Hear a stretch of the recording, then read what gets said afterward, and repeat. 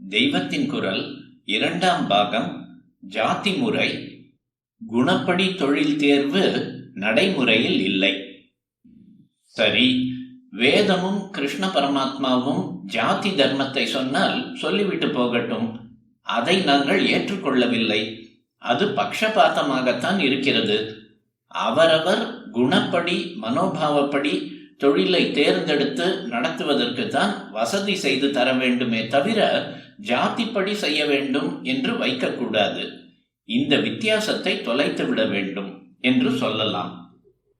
இருக்கட்டும், இந்த குணம் மனோபாவம் என்பதற்கும் நவீன செட்டப்பில் ஒருத்தர் எடுத்துக்கொள்ளும் தொழிலுக்கும் என்ன சம்பந்தம்? நன்றாக யோசித்து பார்த்தால் இது இந்த காலத்தில் வேண்டுமென்றே மிகைப்படுத்தி சொல்கிற விஷயமாகத்தான் இருக்கிறது. இந்த காலத்தில் எல்லோருக்கும் ரொம்ப சுதந்திரம் வேண்டி இருக்கிறது. எல்லோருக்கும் தாங்கள் பெரியவர்கள் என்ற எண்ணம் ஏற்பட்டிருக்கிறது. அதனால்தான் தங்கள் தங்கள் மனோபாவத்தை மதிக்க வேண்டும் என்கிறார்கள். அது சமூகத்திற்கு உதவுகிற நல்ல மனோபாவமா? கெட்டதானால் நல்லதாக்கி கொள்ள வேண்டுமே. அதற்காக ஓரிடத்தில் சுதந்திரத்தை விட்டு கொடுத்து கட்டுப்பட்டிருக்க வேண்டுமே என்பதை எல்லாம் நினைக்காமல் எல்லோரும் எல்லாவற்றுக்கும் சுதந்திரம் கேட்கிறார்கள். இது ஒரு பக்கம் இருக்கட்டும். மனோபாவம் அல்லது குணத்துக்கும் தற்காலத்தில் ஒருத்தன் விரும்பும் வேலைக்கும் எந்த அளவுக்கு சம்பந்தம் இருக்கிறது என்று பார்த்தால் 100க்கு 90 சம்பந்தமே இல்லை. ரொம்ப கொஞ்சம் பேர் விஷயத்தில்தான் குணத்துக்கும் தொழிலுக்கும் இடையே சம்பந்தம் இருக்கும். ரொம்பவும் வைராக்கிய குணமுள்ளவன் எந்த வேலையிலும் ஒட்டாமல் இருப்பான். துரு துருவென்று பிளான் போட்டு யோஜனை பண்ணுகிற சுபாவம் உள்ளவனுக்கு மெஷின் மாதிரி வேலை செய்வதான தொழில்கள் பிடிக்காமல் இருக்கும். ஆர்மிக்கு தரைப்படைக்குத்தான் போவது, நேவிக்கு கடற்படைக்குத்தான் போவது என்று சில பேருக்கு ஒரே ஆர்வம் இருக்கும். இன்னும் சில பேர் கழுத்தை பிடித்து தள்ளினாலும் சைன்யத்தில் சேருவதில்லை என்று இருப்பார்கள். எழுதுவது, பாடுவது, சித்திரம் போடுவது என்கிறவற்றில் ஆசை உள்ளவர்கள் வேறு எந்த வேலையிலும் பிடிமானம் வைக்க மாட்டார்கள். இப்போது நான் சொன்ன இத்தனை பேரும், அதாவது தங்கள் இயற்கை மனோபாவப்படிதான் தொழில் பண்ணுவது என்று இருக்கிற அத்தனை பேரும் மொத்தம் உள்ள ஜன சமூகத்தில் கால்வாசி கூட இருக்க மாட்டார்கள். 10% கூட இருக்க மாட்டார்கள். இங்கே என்னை ஒரு மடத்துக்குள் உட்கார்த்தி வைத்திருக்கிறது என்றாலும் என்னிடம் எல்லா தினசு ஜனங்களும் வந்து அவரவர் பிரார்த்தனையை, ஆசையை சொல்லிவிட்டுத்தானே போகிறார்கள்.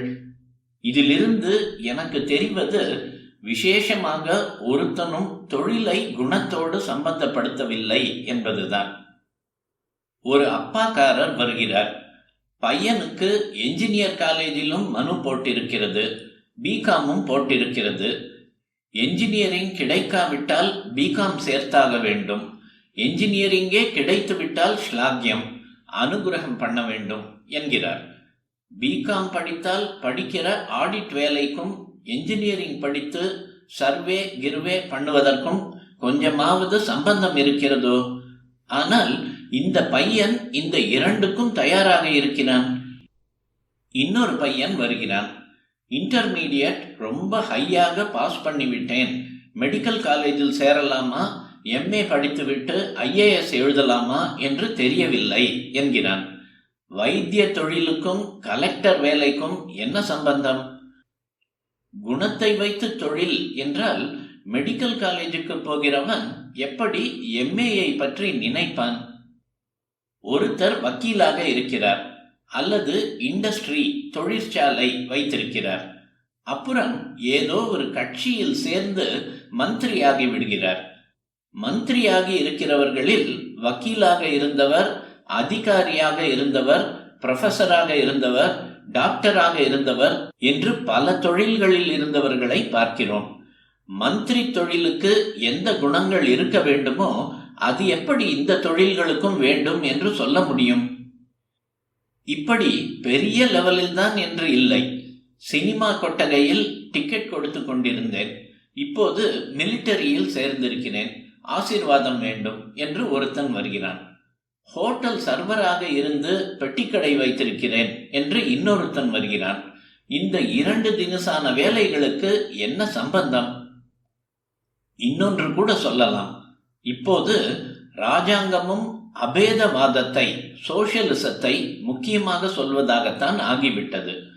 அவனவனுக்கும் ஸ்வபாவப்படியும் படிப்பு முதலான தகுதிப்படியும் தான் வேலை தர வேண்டுமே என்று ஜாதிப்படி இல்லை என்பதும் தான் சர்க்காரின் கருத்தும். ஆனால் இவர்களே பெரிய உத்தியோகத்திற்காக பரீட்சை வைக்கிற போது ஒரு பரீட்சையை எழுதினவர்களில்தான் சில பேரை IAS என்று செலக்ட் செய்கிறார்கள், சில பேரை போலீஸுக்கு அனுப்பிவிடுகிறார்கள். கலெக்டர் வேலைக்கும் போலீஸ் சூப்பரிண்டெண்டன்ட் வேலைக்கும் மனோபாவ ரீதியில் பார்த்தால் என்ன சம்பந்தம்? டெக்னிக்கல் சப்ஜெக்டாக இல்லாத வரையில் ஒரு டிபார்ட்மெண்ட்காரர்களை சம்பந்தமே இல்லாத வேறு டிபார்ட்மெண்ட்டுகளுக்கு மாற்றுகிறார்கள். குணம், மனோபாவம் என்று பார்த்தால் அவற்றுக்கு ஆதரவாக சொல்ல இங்கெல்லாம் ஒன்றுமே இல்லை. ஆகவே பெரும்பாலும் ஜனங்கள் தங்கள் குணத்தை பார்த்து அதற்கு அனுசரணையான தொழிலாக ஒன்றை எடுத்துக்கொள்ளவே இல்லை. தங்களுக்கு பிடித்த தொழில் கிடைக்காவிட்டாலும் கிடைத்த தொழிலுக்கு எப்படியோ அட்ஜஸ்ட் செய்து கொள்கிறார்கள்.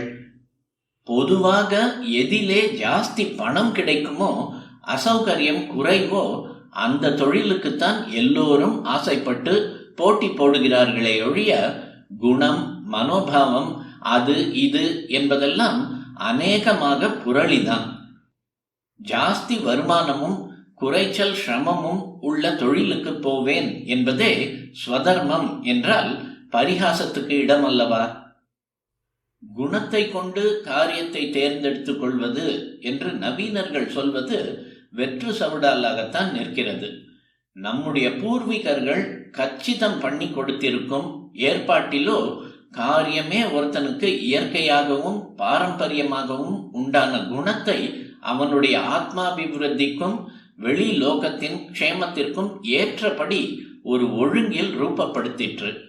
காயத்ரி அனுஷ்டானம், கத்தியை சுற்றுவது, நாக் நுணுக்கம் தெரிந்து வியாபாரம் பேசுவது, மெய் வருந்த உழைப்பது என்ற 4 விதமான காரியங்களே அதற்கான பிரஜையின் குணத்தை அந்தந்த துறையில் நன்றாக பிரகாசித்து தன்னையும் சுத்தி செய்து கொண்டு சமுதாயத்தின் ஒட்டுமொத்த க்ஷேமத்திற்கும் உதவும்படியாக ரூபப்படுத்தியது.